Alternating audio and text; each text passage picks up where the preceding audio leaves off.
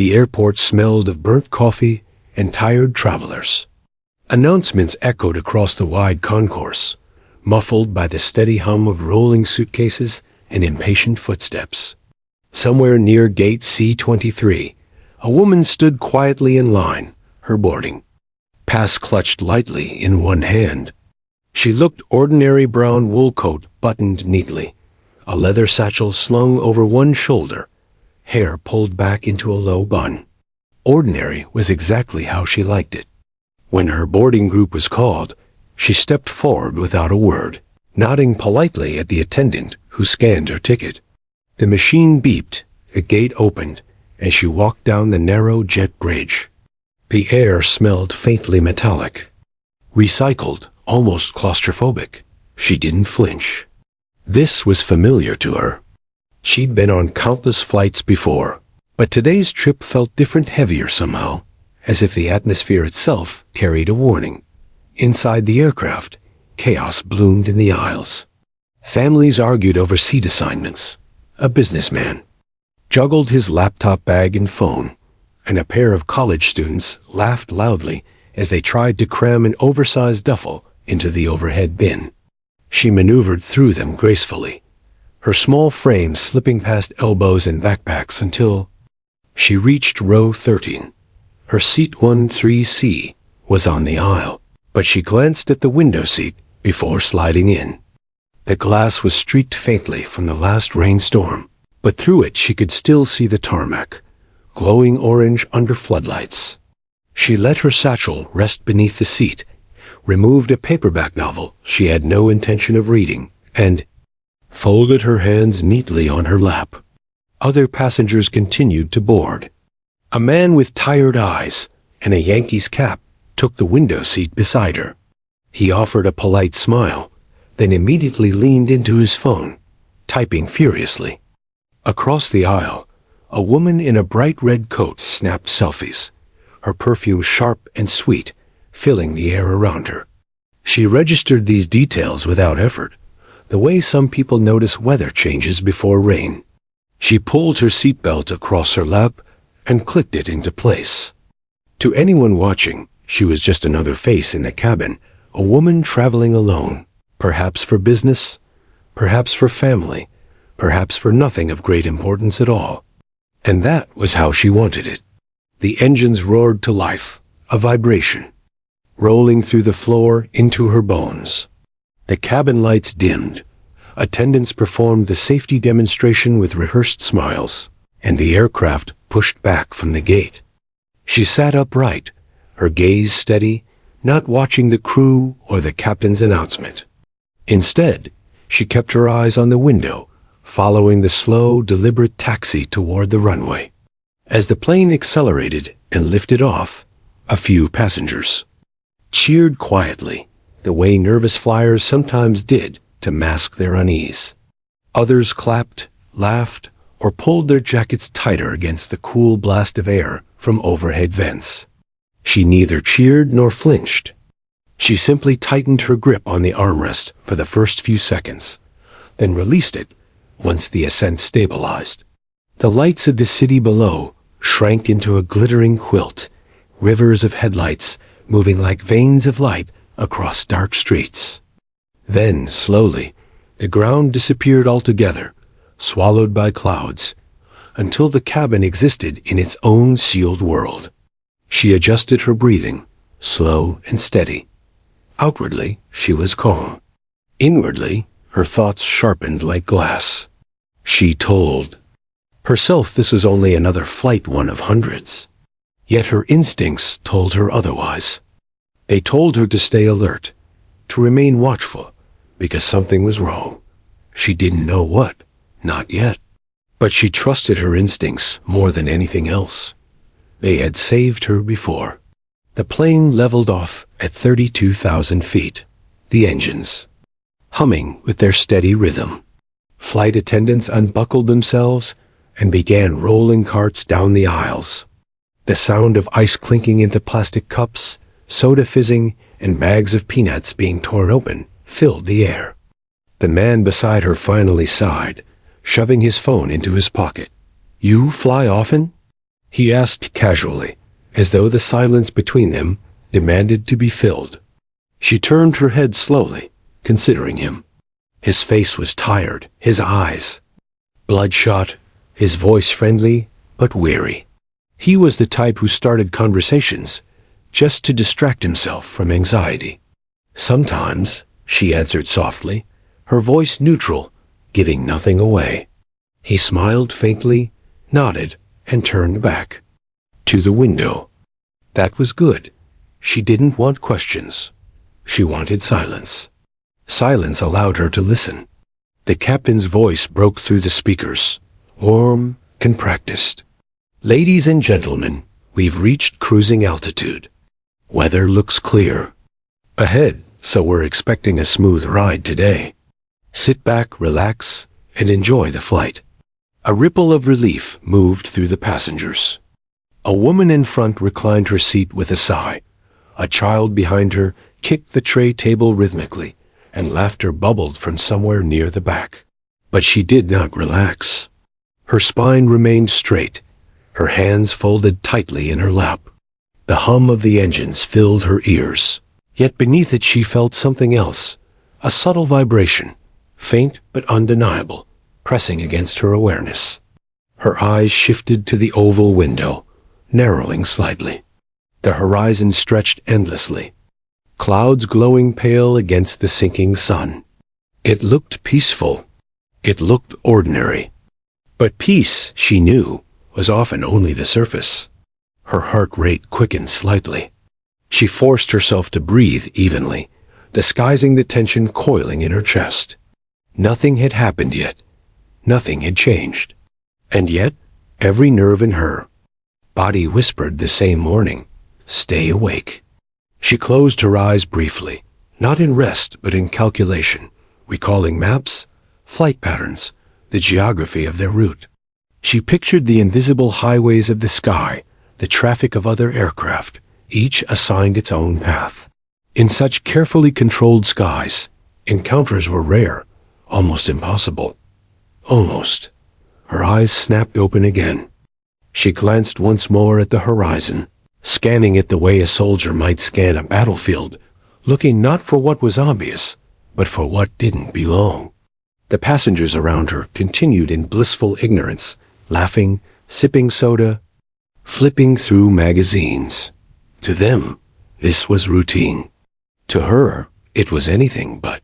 Her gaze lingered on the window, the endless sweep of blue. She waited.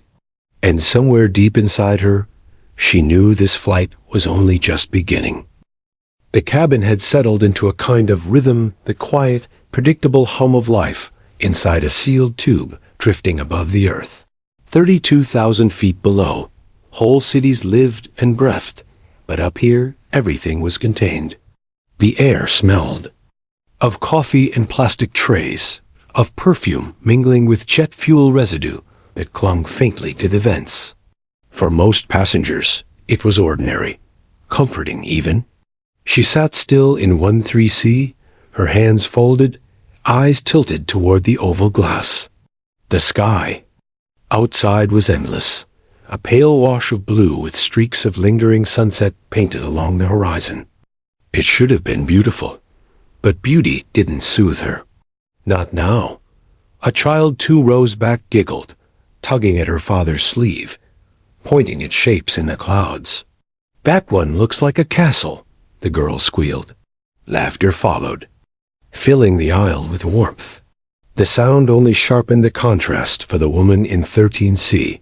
The innocence, the normality, it all felt like a fragile illusion, a thin film that could shatter with the smallest crack. She tilted her head slightly, as though listening to something no one else could hear. The engines thrummed beneath the floor, a low, constant vibration. The air whispered through pressurized vents, carrying with it the scent of brewed tea and hide. Reheated meals. And yet, under it all, she felt a faint disturbance, subtle but persistent. The man in the window seat beside her shifted uncomfortably, rubbing his temples. He had been typing on his phone earlier, but now he simply stared at the clouds. She noticed the small tick in his jaw, the way his left knee bounced faintly against the seat. Nervous energy. "You all right?" she asked quietly. He blinked, startled that she had spoken at all. "Yeah, just don't like flying much." He chuckled weakly, running a hand through his hair. "Always feels unnatural, doesn't it? Being this high up?" She held his gaze for a second, then nodded once. "Unnatural, yes, but not impossible." He smiled faintly, not catching the weight behind her words. He turned back to the glass, pulling a pair of earbuds from his pocket, retreating into music. Across the aisle, the woman in the red coat still snapping photos earlier was now asleep, her head lolling against her shoulder. A book lay open on her tray table, unread. Farther down, a businessman barked into his phone before the flight attendant reminded him of regulations. He rolled his eyes but complied, sliding the phone away. Life in the cabin went on, its small dramas unfolding like any other flight.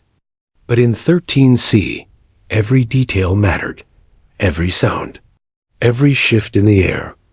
She leaned back slightly, keeping her posture rigid. Her eyes flicked across the rows, cataloging faces. A habit. Not paranoia, though others might think so. She believed. In preparation, in awareness. Too often people ignored the signs around them until it was too late. She would not make that mistake. A flight attendant paused at her row.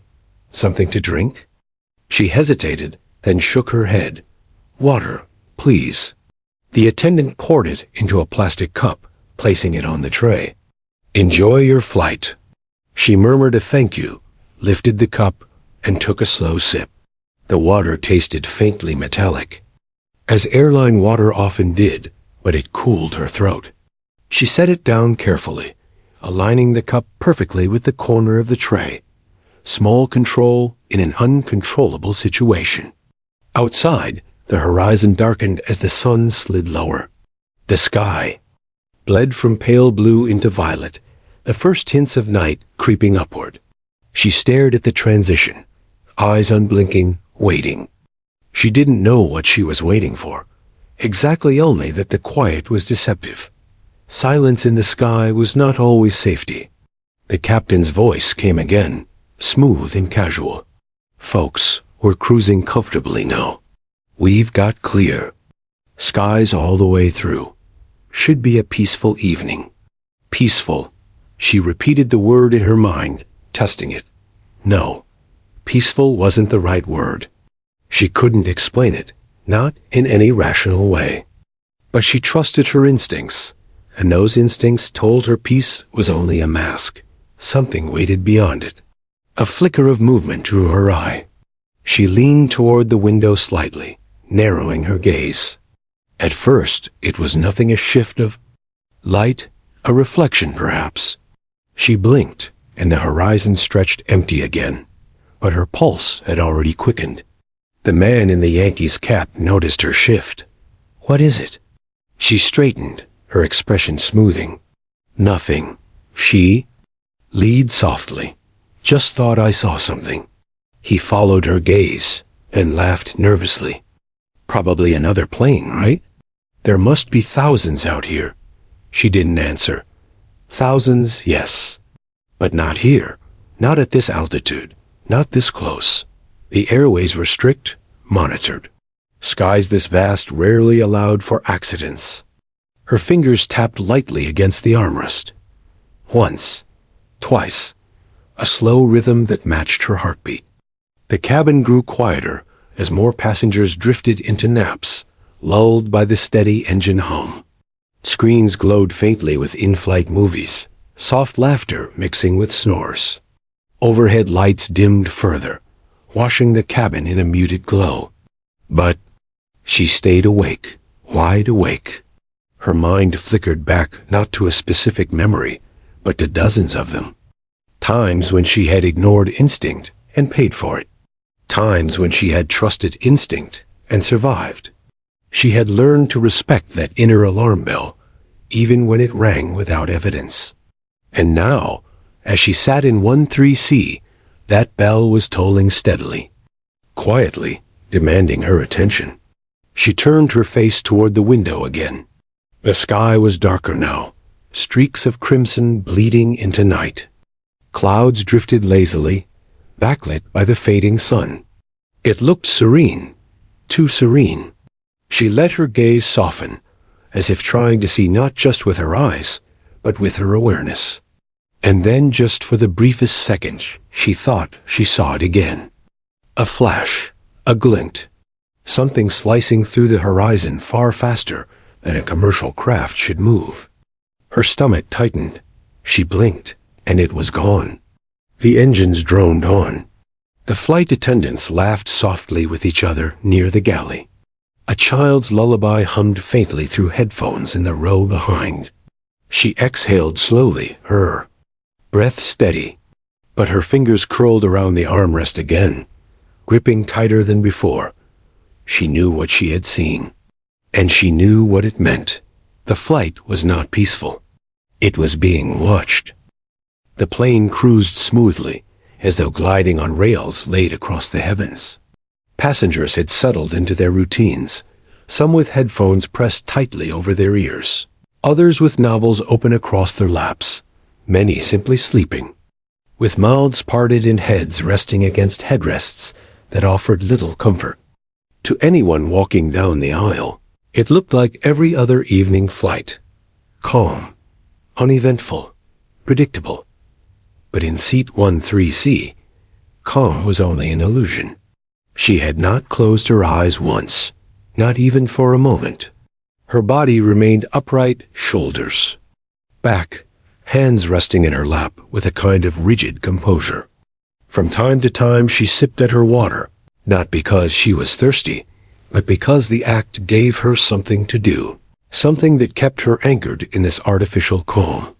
The engines thrummed steadily, a background music that most passengers no longer noticed, but she noticed. She noticed everything. And that was why she was the first to feel it. It wasn't loud. It wasn't violent. If anything, it was subtle, so subtle that most people would dismiss it as turbulence or the natural vibration of a jet streaking through thin air. But she felt the change, the way a hawk feels the shift of wind under its wings. The vibration wasn't random. It had a pulse to it, faint but unnatural, like a tremor bleeding through the bones of the fuselage. Her head turned sharply toward the window. At first, all she saw was the same endless horizon, the last streaks of sunset fading, the sky shifting from violet into deepening navy, the faint outline of clouds drifting far below. Nothing, nothing. Unusual. And yet, the pulse remained. She leaned closer, angling her body to peer through the glass. The reflection of her own face stared back at her calm, expressionless, but her eyes were searching, hunting for something just beyond reach. Then, there, a flicker. It was barely visible, just a speck of movement against the expanse of sky. It darted across her vision too fast for certainty, but her body recognized what her eyes could not yet name. The same way you know when someone is watching you, even without proof. The air itself felt different, charged. She stilled, her pulse quickening. The man in the window seat noticed her movement. He pulled out one earbud and squinted past her. "What is it?" She shook her head slightly. "Nothing," she murmured, voice calm, betraying none of what surged inside her. "Just thought I saw something." He chuckled nervously. "Out here? What could you possibly see? Birds don't fly this high, right?" She didn't answer. He smirked at his own joke and replaced the earbud, retreating back into the cocoon of music. But she didn't retreat. She leaned forward again, her fingers pressing lightly against the window frame, eyes narrowed on the horizon. For a moment, the speck was gone, swallowed by distance. Doubt pressed at the edges of her mind. Maybe it had been nothing. Maybe fatigue was toying with her perception. But no, she didn't believe in coincidence. Not at this altitude, not with instincts as sharp as hers. The vibration grew stronger, still faint, but undeniable now. She could feel it thrumming up from the floor into her legs. It was not the engines. She knew the sound of engines. This was something else. Something separate. She inhaled slowly, controlled, steadying her breath. The worst thing she could do was let fear sharpen her too quickly. Panic clouded judgment. She needed clarity. The flight attendant passed again with a tray of drinks, smiling warmly at passengers, oblivious. A couple across the aisle clinked plastic cups together like wine glasses, laughing at something whispered between them. The world inside the cabin carried on, blind to what lurked beyond the glass. And then there it was again, the speck. Closer this time, larger, no longer just a trick of light. She could see the way it reflected the last rays of the sun, glinting. Metallic as it sliced through clouds. It wasn't parallel. It wasn't distant. It was moving toward them. Her chest tightened. She turned her gaze sharply forward, then back to the window, triangulating instinctively. The speck grew clearer with every second, its path unmistakable. This wasn't another airliner maintaining a safe highway in the sky. This was something breaking rules, something closing the gap far too quickly. Her hand gripped the armrest, nails biting into the fabric. She wanted to stand, to alert the crew, to shout, but she didn't. Not yet. She studied the cabin again, her eyes flicking from row to row. People laughed. People slept. People lived their ordinary lives in blissful ignorance of what bore down on them at lightning speed. The man beside her noticed her rigid posture again. "Seriously, what's up?" he asked, his voice tinged with unease now. She looked at him, her eyes sharp, steady. "Keep looking," she said quietly. Confused, he turned back to the window. At first he frowned, seeing nothing. Then his eyes widened. "Wait, is that another plane?" His voice pitched upward, half disbelief, half fear. "Quiet," she said firmly, but softly enough that others wouldn't hear. "Not yet." He swallowed hard, pressing his forehead closer to the glass. The speck was no longer a speck. It was an aircraft, unmistakable now. Sleek, angular, moving. Impossibly fast. Her body tensed. Every instinct inside her screamed. The warning was clear. This wasn't routine. This wasn't safe. The jet was coming straight for them. The speck grew with frightening speed, no longer something her eyes might have invented, no longer a trick of the fading light. It had shape now, definition. The sleek line of a fuselage, the rigid sweep of wings, the unnatural gleam of sunlight. Along its body, her heart thudded once, sharp at her chest. She didn't move, didn't blink. She only stared, measuring.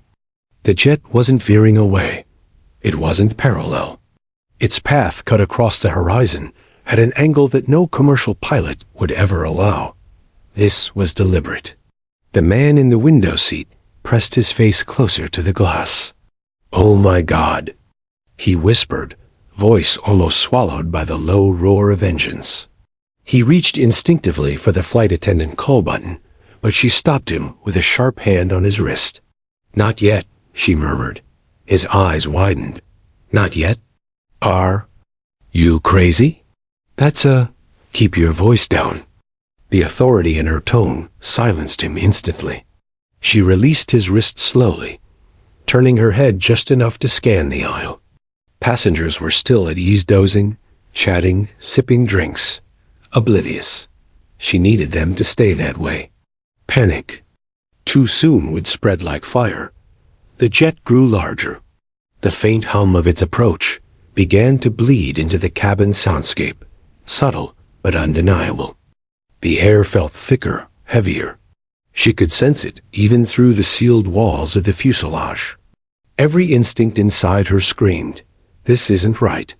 She clenched her jaw, eyes narrowing. She had seen fast-moving aircraft before, But not here. Not in controlled civilian skies. And never this close. The man beside her finally whispered, "What if it doesn't pull away?" Her gaze flicked back to the jet. It was closer now.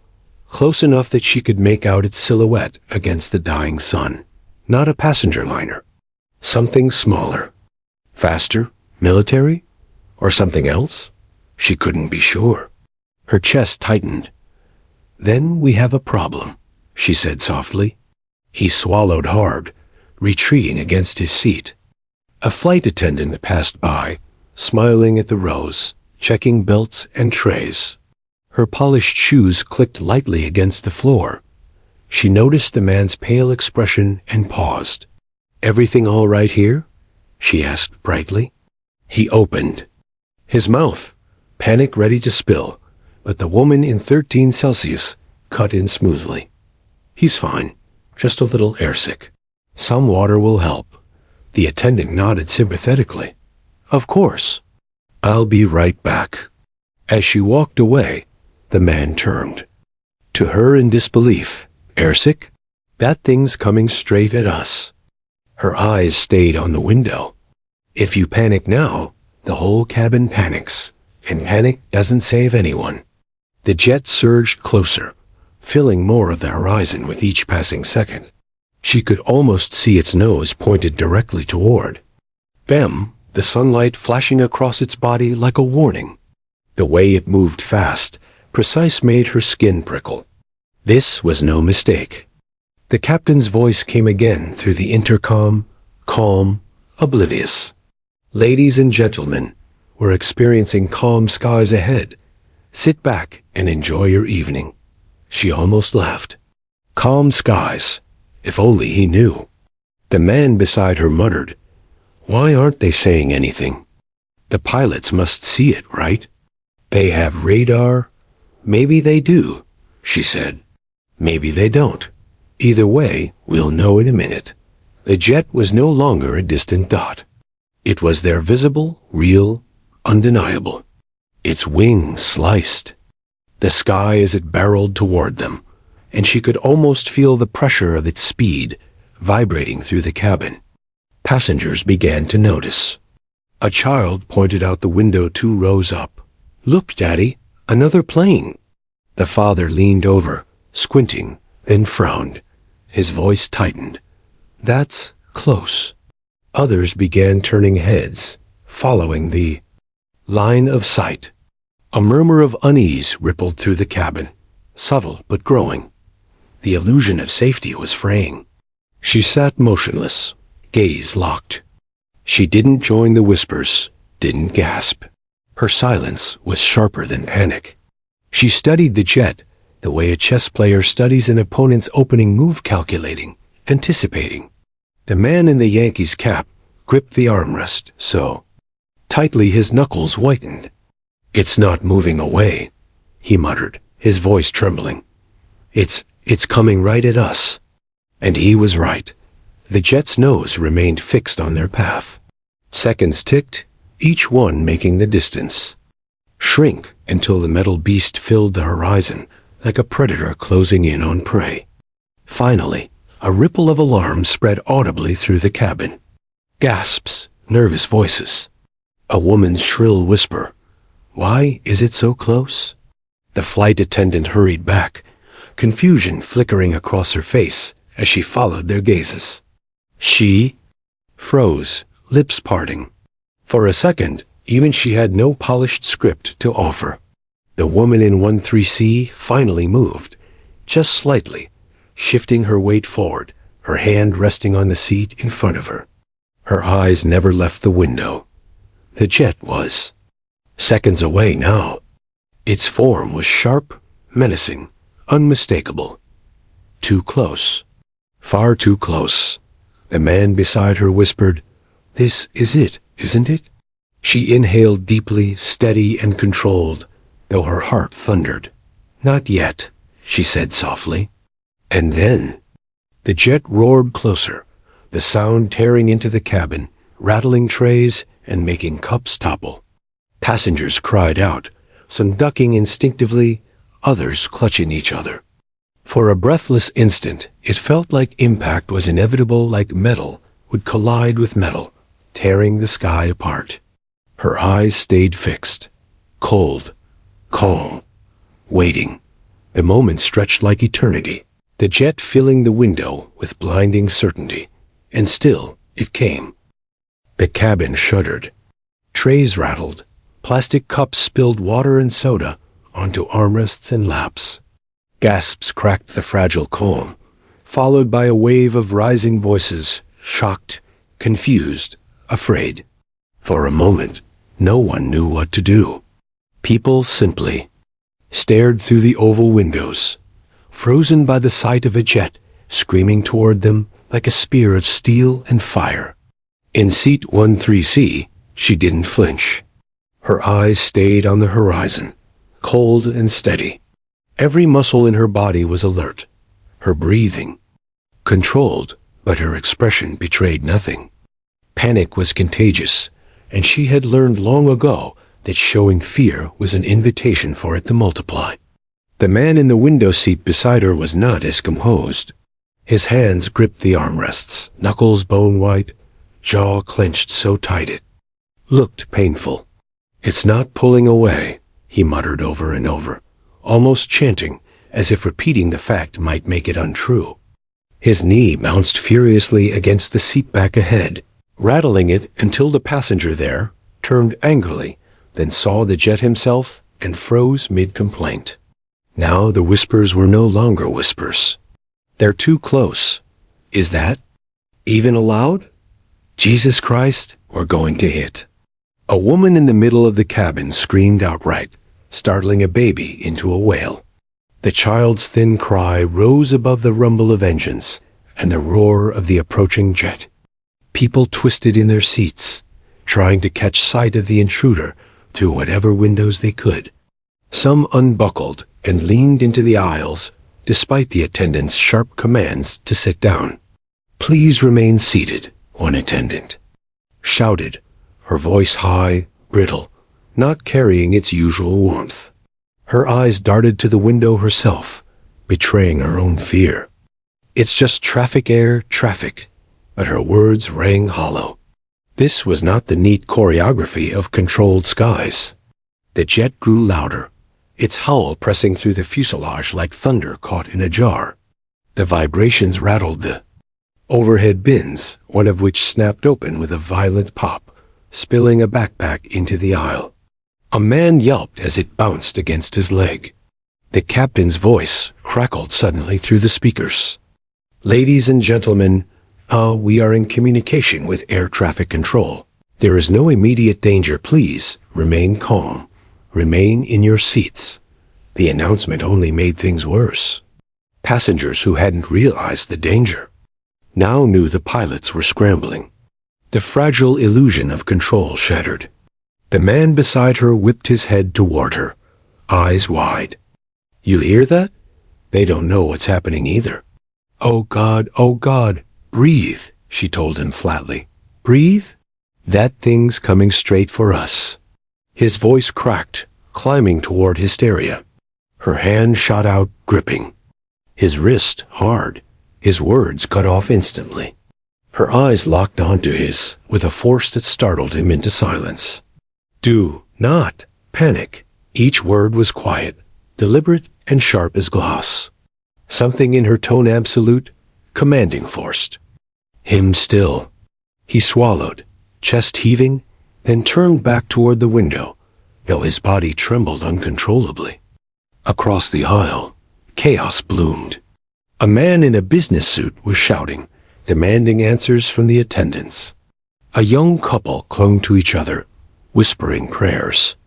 The woman in the red coat, awakened by the noise, looked out her window and let out a sharp cry that triggered another chain reaction of gasps and frightened questions.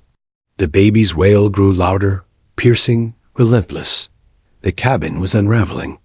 She let her eyes sweep the scene quickly, calculating. Panic had reached the tipping point. If the jet didn't pull away soon, someone would stand. Someone would run for the cockpit door, and the fragile order would collapse completely. Her hand relaxed on the armrest, though her body remained poised. She had been in situations like this before, not in the sky, not with jets and sealed cabins, but in rooms where panic swirled, in crowds where fear spread faster than fire. She knew the rhythm of chaos. She knew when it reached the point of no return. The jet loomed larger now, filling the entire window frame, its body gleaming with the last red of sunset. She could almost see the markings on its wings. The noise was deafening, a roar that swallowed breath and thought alike. Passengers ducked instinctively, hands flying to cover heads. A teenager clutched the arm of his seatmate and shouted, "We're gonna crash." His voice cracked in terror, piercing, undeniable. That single sentence ignited the cabin. Screams erupted, bodies pressed against seatbelts, some tearing at them as if escape into the thin, deadly air outside would be better than sitting still. The flight attendants shouted over them, but their voices were drowned by the collective fear. A man in the Yankees cap began to pray under his breath, the words tumbling over each other in a rush. His lips quivered, but his eyes remained locked on the jet barreling closer. She, however, sat perfectly upright, her jaw firm, her hands folded once more in her lap. Her stillness was almost eerie against the chaos. It wasn't calmness, it was discipline, razor-sharp and unyielding. The jet was seconds away now. Seconds. She leaned slightly forward, eyes narrowing. She wasn't afraid of the collision, not in the way the others were. Fear was useless now. If impact came, it came. Her focus was on understanding why. Why here? Why this flight? Why now? The answer flickered just beyond her reach, like a memory she couldn't yet grasp. But she felt it in her bones. This was not random. The roar intensified, the window shaking. The overhead lights flickered once, dimmed, then steadied. Again, gasps turned into sobs. Someone shouted for oxygen masks. And then, the jet was there. So close she could see the cockpit windows, could almost imagine the shadow of a pilot inside. So close she could see the rivets along its skin, the blur of vapor streaming from its wings. The cabin erupted in screams. Her heart slammed once hard against her ribs. And then, just before the unthinkable, she exhaled, steady, controlled. Because some part of her, some deep, unshakable part, knew this wasn't the end. Not yet. The jet filled the world outside the cabin. For one breathless instant, there was no sky, no horizon, only the hulking mass of metal and fire that bore down on them with merciless speed. Its engines screamed like beasts unleashed, drowning out the cries inside the aircraft.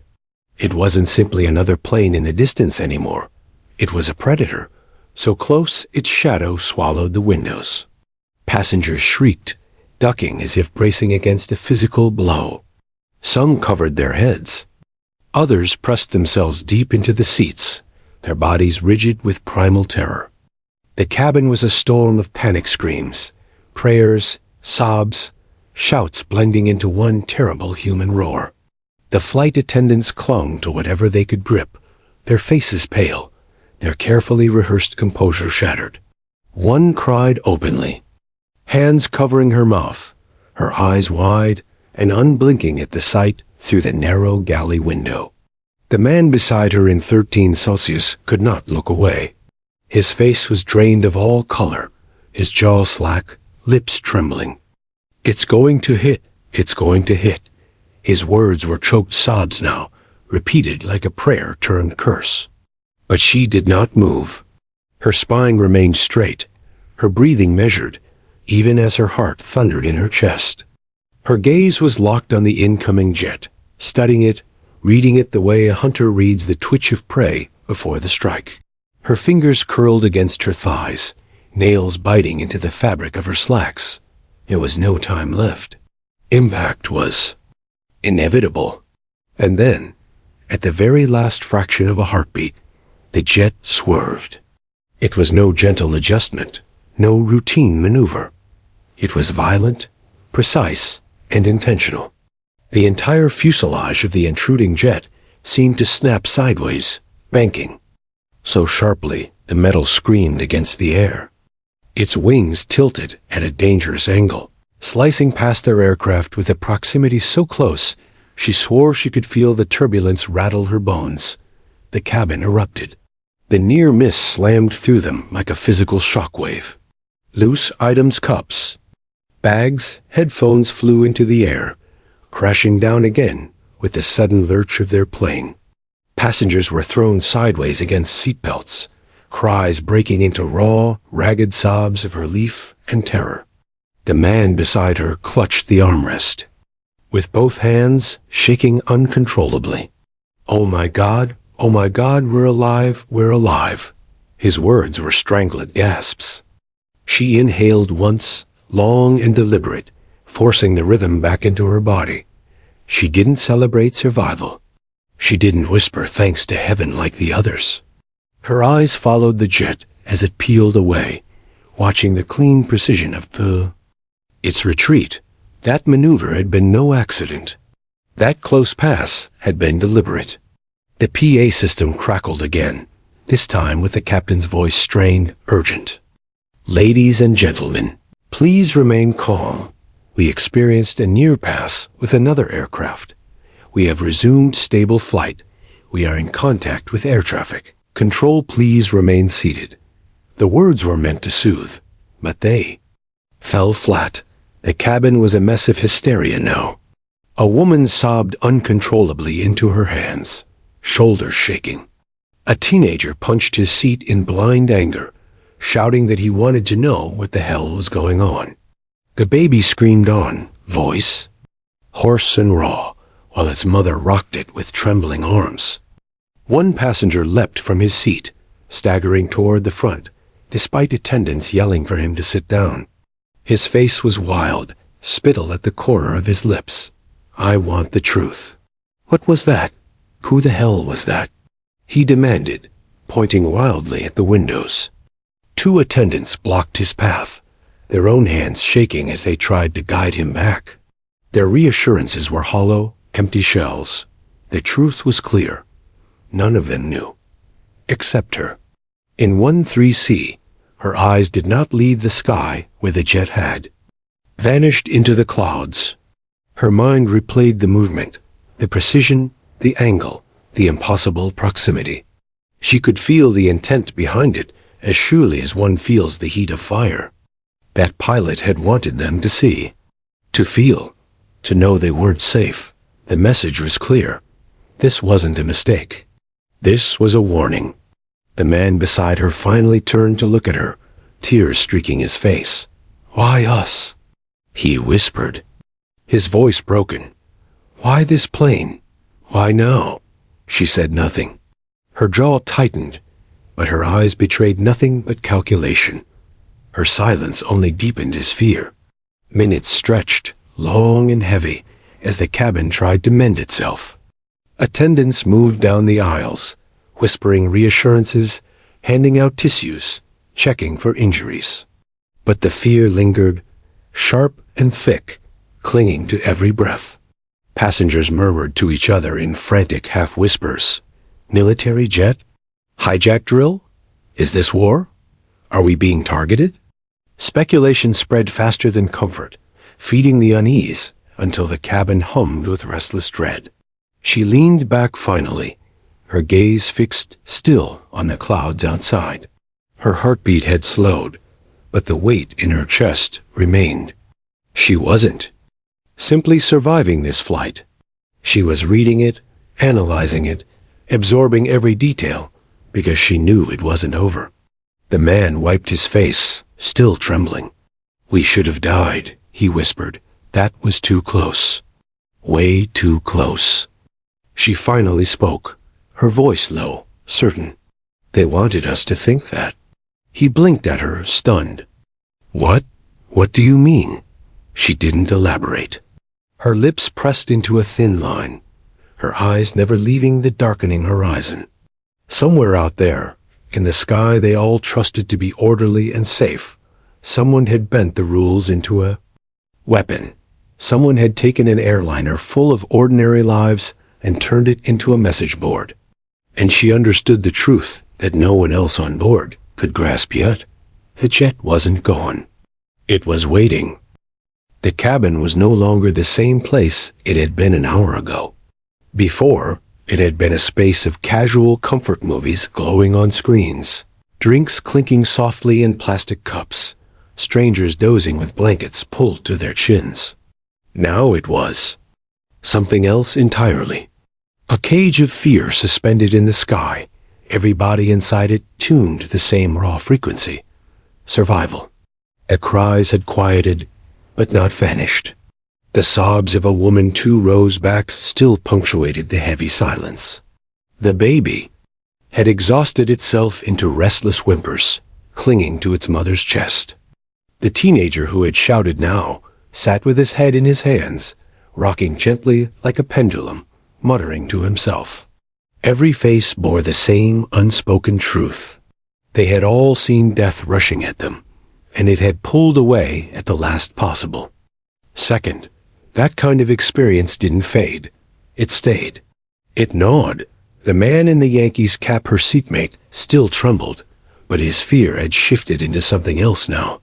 His eyes, swollen from tears, kept flicking toward her with a growing unease. He had begun to notice what others were noticing too. She was calm. Too calm. While everyone else gasped and sobbed and prayed, she had sat rigid, watching with that unblinking gaze. Not once had she screamed. Not once had she looked away. She had faced the oncoming jet as if she had been waiting for it. And people had seen. The whispers started slowly. Seeds dropped in the fertile soil of paranoia. "Did you see her?" Someone murmured across the aisle. "She didn't even flinch," another whispered back. "She knew something. You saw the way she looked, like she expected it. Why was she so calm?" The words slid between rows, caught in the recycled air, spreading like a contagion. Fear needed a shape, a culprit, something human to point at. And when no answers came from the cockpit or the crew, eyes turned to the only person who didn't seem afraid. The man beside her finally leaned close, his voice barely more than a rasp. "They're talking about you." Her gaze remained fixed on the clouds. "I know," he swallowed, throat tight. Why are you so calm?" "What do you know?" She turned her head slowly to look at him, her eyes sharp, unreadable. "Would you feel better if I screamed?" His mouth opened, then closed. He had no answer. A shadow fell over them. One of the flight attendants stood in the aisle, clutching the seat back for balance. Her polished exterior had cracked. Her lipstick was smudged, her voice hoarse. But she still tried to wear authority like a uniform. "Ma'am," she said, cautiously, "a few passengers have raised concerns. They said you—" She hesitated, lowering her voice. "They said you seemed unusually calm." The man beside her shifted uncomfortably. Passengers leaned subtly toward the exchange, pretending not to eavesdrop, but listening with desperate intensity. The woman in 13C tilted her head. "Is calm a crime now?" The attendant flushed, caught between duty and discomfort. "Of course not. It's just, after what happened, people are frightened. They're looking for explanations." "Then tell them the truth," she said simply. The attendant blinked. "The truth? That jet didn't miss us by mistake. It wanted. Used to feel this way." The attendant's composure faltered. Her lips parted, but no words came. For a moment, she looked as frightened as the rest. Then she quickly shook her head, retreating. I'll check on the cockpit again." The whispers grew louder. After she left, more pointed, more accusing. "Did you hear what she said? It wanted us to feel this way. Who talks like that? She knows something. I swear she knows. What if she's involved?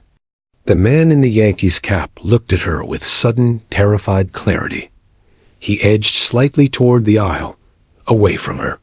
Her lips pressed into the faintest curve of something that was not quite a smile, not amusement, something sharper, colder. "They're scared," she murmured, almost to herself. "Scared people need a target." His voice cracked. "And you don't care?" She turned to him again, and for the first time, her gaze softened just slightly. "Caring doesn't save you at 32,000 feet." He shuddered and looked away. Minutes stretched. The captain came back on the intercom, his voice measured but strained, as if he were gripping the words like a rope. "Ladies and gentlemen, we've been assured by air traffic control that the other aircraft has cleared the area. We are proceeding on course. Please remain calm. You are safe." Safe. The word hung in the cabin like a cruel joke. No one believed it. Passengers muttered under their breath. Cleared the area? That thing almost killed us. Why didn't they warn us sooner? What aren't they telling us? And still, eyes slid back to her. The woman in 13C, the one who didn't scream, the one who spoke in riddles about intent and warnings. The man across the aisle, middle-aged with graying hair, finally spoke aloud, his voice cutting through the uneasy hum. "Who are you?" he demanded, pointing directly at her. The cabin stilled, dozens of eyes locking on her. She didn't answer immediately. She let the silence stretch, her calm presence clashing against the raw nerves around her. Finally, she said quietly, "No one you need to worry about." That only deepened the unease. The graying man sneered, his fear boiling over into anger. "That's not an answer." Others began to nod, emboldened. "Yeah, why are you so calm? What do you know about that jet? Who are you?" The woman in 13C remained still, her voice steady. "I know enough to tell you this. It wasn't an accident. Someone wanted us afraid. And judging by how you're all turning on each other already, they got exactly what they wanted." Her words cut through them like glass. The murmurs stopped, but the silence that followed was worse. Heavy, suspicious. The man beside her hunched into his seat, gripping the armrests, caught between terror of the jet outside and the unsettling presence next to him. The paranoia had found its center. And now, all it would take was one more spark to ignite it fully. The cabin had become a courtroom. Rows of strangers turned jurors, their faces carved by fear, suspicion, and exhaustion. And at the center of it all seat 13C, the woman who had sat so still, who had not screamed, who had spoken of intent when others still clung to the hope of chance. She could feel the weight of their eyes pressing against her skin, 1,000 silent accusations. The man across the aisle still leaned forward, ready to pounce on her next word. The man in the Yankees. Cap shrank away, ashamed of his own doubt, but powerless against it. Even the crew's composure was fraying. The flight attendant who had spoken to her earlier now avoided her row entirely, as if proximity itself carried risk. She sat with her hands folded neatly in her lap, looking for all the world like the only calm passenger left on board. But inside, she was listening every murmur, every hiss of recycled air, every tremor of the engines as they bore the weight of 200 frightened souls. The captain's voice returned on the intercom, strained but steady. "Ladies and gentlemen, this is your captain. We've just received confirmation from ground control. The aircraft that crossed our path has not been identified. It was not registered on civilian channels. Military response teams are investigating." Gasps rippled through the cabin. Not registered. Not civilian. The pieces fell into place for many, though none of them liked the picture it made. The whispers turned. Sharper, more panicked. Not registered? Then who the hell was flying it? Terrorists has to be. And again, the eyes circled back to her. She breathed slowly, steadily, and then against her better judgment she spoke. "You won't get an answer from him," she said softly, tilting her head toward the ceiling.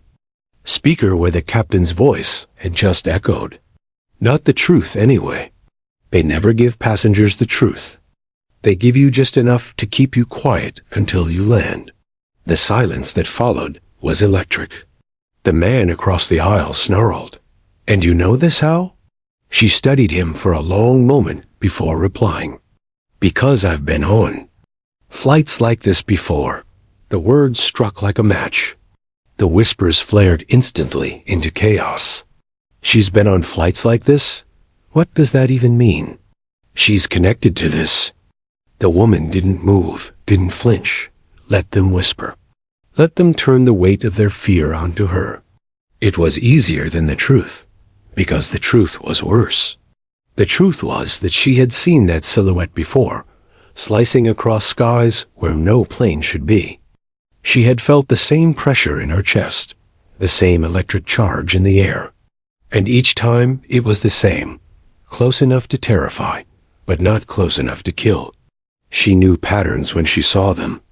The man beside her finally spoke, voice low and trembling. "Why? Why would they do that?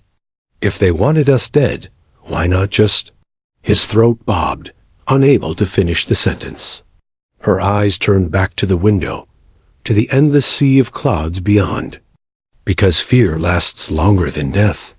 The words sank into the cabin like poison. Passengers recoiled, their imaginations sprinting into dark corners. The image of a faceless jet, not trying to destroy, but to terrify, to test, was somehow worse than the idea of an attack. "Who are you?" The man across the aisle demanded again, louder this time, voice cracking with desperation. She turned back to him, and for the first time since the flight had begun, her gaze softened. Not with kindness, but with something close to pity. "Someone who knows when not to scream," she said quietly. It wasn't the answer they wanted, but it was all she would give. The murmurs grew restless again, but before suspicion could boil into frenzy, the intercom crackled once more. "Ladies and gentlemen, we've just received clearance to begin our descent. We will be on the ground within the hour. Please fasten your seatbelts and remain calm." Relief washed through the cabin like a fragile tide. The thought of solid ground, of air they could breathe without steel walls around them, was enough to quiet some of the panic, but not all. Not the questions. The plane dipped into descent, engines shifting pitch, and the passengers held their breath as the horizon tilted. Out the window, the world below began to emerge patches of green, silver rivers, clusters of city lights, like constellations on the earth. Still, the unease lingered. Every bump of turbulence made shoulders stiffen. Every shadow on the wing made heads snap toward the windows. Everyone waited for the other jet to return, to finish what it had started. But it never came. By the time the landing gear unfolded with a heavy groan, the cabin was a coil wound too tight. Fingers dug into armrests, jaws clenched, prayers whispered under breath. The ground rushed closer, closer than the wheels kissed the runway with. A jolt that rattled teeth and lungs alike. Screams erupted, then dissolved into laughter, sobs, applause. The universal ritual of survival. They had made it. They were alive. But she didn't clap. The woman in 13C sat perfectly still, watching the runway lights streak past. Her face betrayed nothing. Her eyes stayed fixed on the horizon, as though already searching for the next shadow in the sky. The plane taxied to the gate. The seatbelt sign pinged off, and the cabin erupted in chaos as passengers scrambled for overhead bins, desperate to flee the steel cage that had nearly become a coffin. The man in the Yankees cap hesitated before rising. He turned to her, voice hoarse. "Whoever you are, thank you, I think." Her lips curved faintly. Not a smile, not exactly. "Stay off the skies for a while," she said softly. "And then?" She stood, slipping into the flow of passengers, disappearing into the crowd before anyone could stop her, before anyone could demand more answers. By the time the others spilled into the terminal, she was gone. No name, no trace. Just an empty seat in row 13, and a story none of them would ever stop telling. And in the distance, high above the clouds, another silhouette moved through the sky, silent, patient, waiting for its next audience.